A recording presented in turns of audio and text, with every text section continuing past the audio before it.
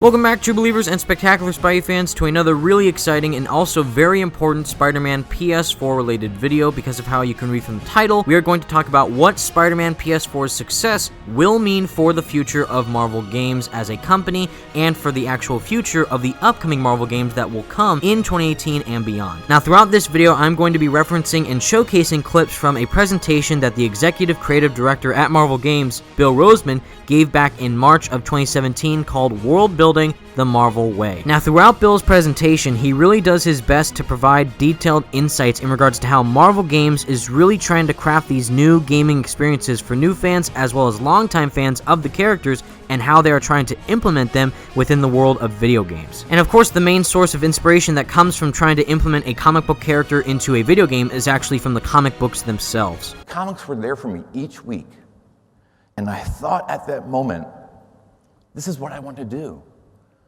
I want to tell stories with these characters so that other kids like me, just for a moment, could relax for a half hour, read these stories, take a break from their life, and maybe find some inspiration to go back out and face whatever their challenges are. Given the immense amount of narratives that Marvel have crafted throughout the years, we could definitely expect Marvel Games to try and do the same thing in regards to implementing very well thought out and extremely passionate stories within their video games. Everyone in the Marvel Games team back in Glendale, all of the partners that we work on to make our games, they all have similar stories.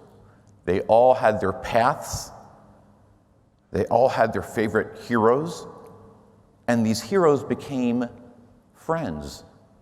They became friends to us. And given how everyone at Marvel Games thoroughly holds these characters near and dear to their hearts, we can definitely see the inspiration and passion that is being put into each new Marvel game that is being made. Now, even though Marvel Games have recently released Guardians of the Galaxy the Telltale series as well as LEGO Marvel Superheroes 2, there have been a few bumps in the road with the certain games that they have released, such as Marvel vs. Capcom Infinite,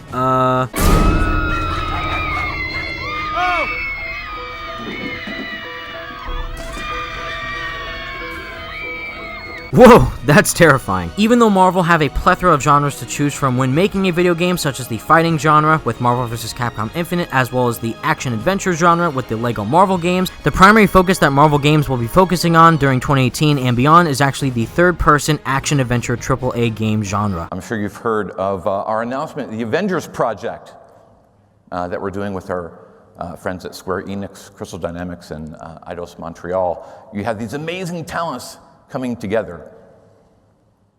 Why? Because we love these characters, and we're going to put just as much thought and effort on every character because we understand the responsibility, we understand the symbolism and how it can affect our world. Given how everyone at Marvel Games is extremely passionate about all of Marvel's superheroes, especially with the Avengers' popularity through the comics and the movies, they really want to try and implement their popularity within the video game media of Marvel. Characters like Iron Man, Thor, and Captain America are very much looked up to by the Marvel community within the comics and the movies, but within games, they haven't had that much exposure. So if Marvel were to really create a very AAA game like the Avengers project and showcase it to very passionate Marvel fans, it could really try and inspire them with these characters as well as show them in new ways. Cap is not political in that he represents any political party, but he represents the best of America and what we hope for. Here's what was unique about Marvel and why Marvel continues to lead the way today and why they're still so relevant, is their heroes, our characters, were fundamentally different.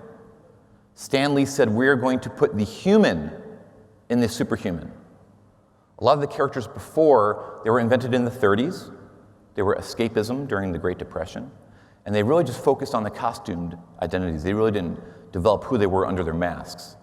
But Stan and Jack and Steve Ditko, they focused on the humans first, and they talked about what their challenges were. Then when these characters received powers, their problems didn't go away, their problems got worse, they got amplified. And then our heroes must make the choice, what do I do with my powers?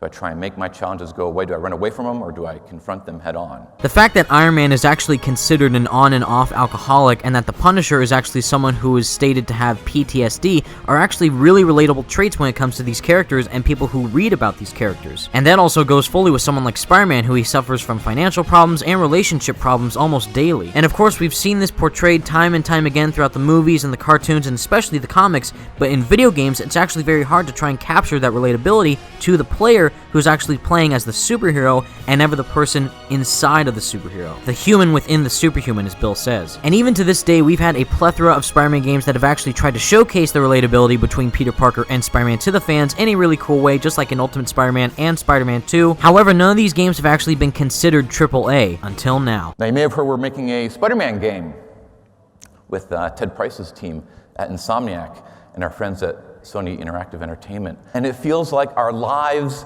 have driven us to this moment. This is our purpose, to show the world why this character is so awesome, to bring this fictional world into the real world. It is very personal for us.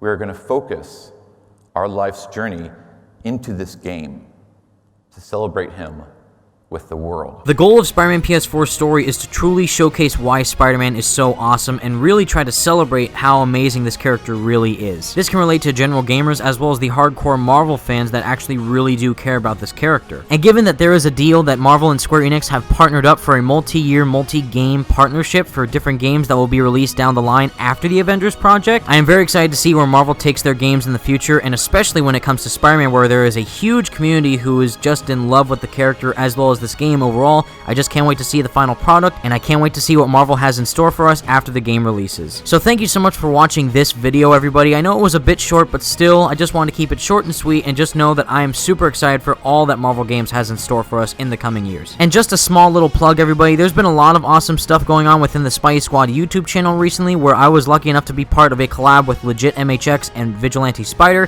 where we answered your questions about Spider-Man PS4. I'm going to leave a link to that video in the description below so you can go check it out for yourselves. But anyways, guys, I'm just super excited for Spider-Man PS4, the Avengers project, and all the other games that Marvel has in store. I'm super hyped. Thank you so much for watching, everybody. Stay spectacular, Spidey fans. Peace out.